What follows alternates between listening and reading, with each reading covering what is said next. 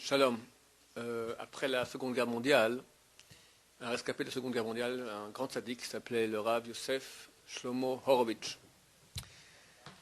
est venu en Israël et c'était un Ben Torah, un grand étudiant en Torah et déjà assez âgé, assez vieux, il ne s'est plus remarié.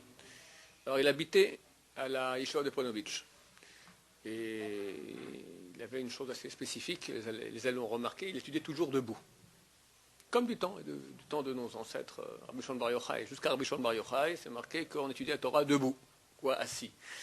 La Torah de Dieu, t'es assis. Aujourd'hui, c'est pas assis, c'est comme ça, d'accord. Mais à l'époque, c'était debout. Alors lui aussi étudiait debout. Et les années passent, il était déjà très vieux, il avait 93 ans. Et toujours, il montait tous les jours, toute la journée, il était debout comme ça en train d'étudier, le soir aussi. Et un soir, les élèves voient qu'il ne monte pas. Ils sont inquiétés. Alors, ils sont allés voir le Mashgiach,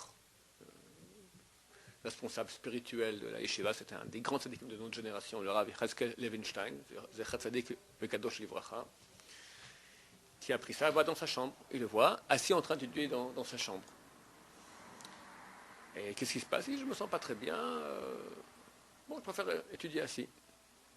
Il amène le médecin.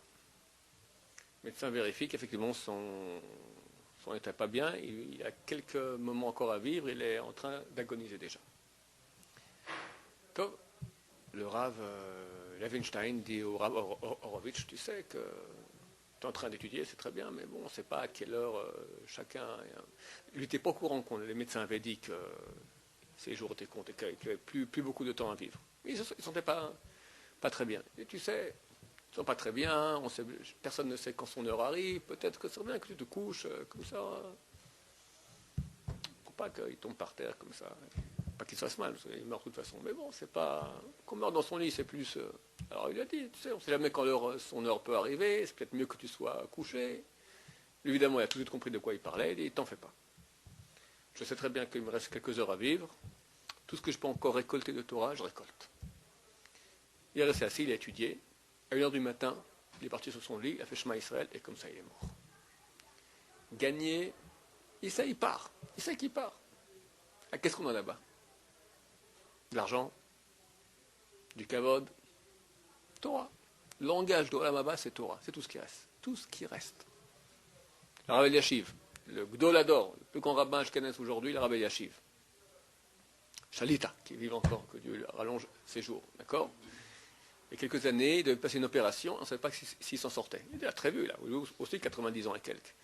Très vieux. Bon, il va pour l'opération, on lui met les tuyaux, tous les trucs. Il a avec lui une petite Gemara.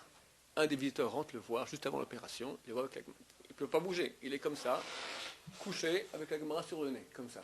Il étudie encore. Il ne sait pas, tu as une opération, tu ne sais pas si tu t'en sors. Soit un peu, je ne sais pas, soit un peu inquiète. Tu décides que je dois partir, je pars, mais au moins je gagne encore ces quelques secondes. Alors nous qui avons l'impression qu'on vit, le Zohar dit que l'homme a l'impression qu'il vit des générations pour l'éternité, les d'or, pour toute génération, c'est-à-dire pour l'éternité. Tu me dis, tu vas mourir un jour, bien sûr que je vais mourir, mais on ne sent pas qu'on va mourir un jour. Or, un jour on part, messieurs. Baruch Hashem, après beaucoup de temps, mais on part. Et tout ce qu'on a fait dans ce monde reste pour l'éternité. Et combien on peut après se taper la tête dans les murs de Olam Haba, dans les murs du palais ou de la prison, je ne sais pas, chacun d'après ce qu'il doit, qu'on a pu gagner un peu plus de Torah. Bonne journée.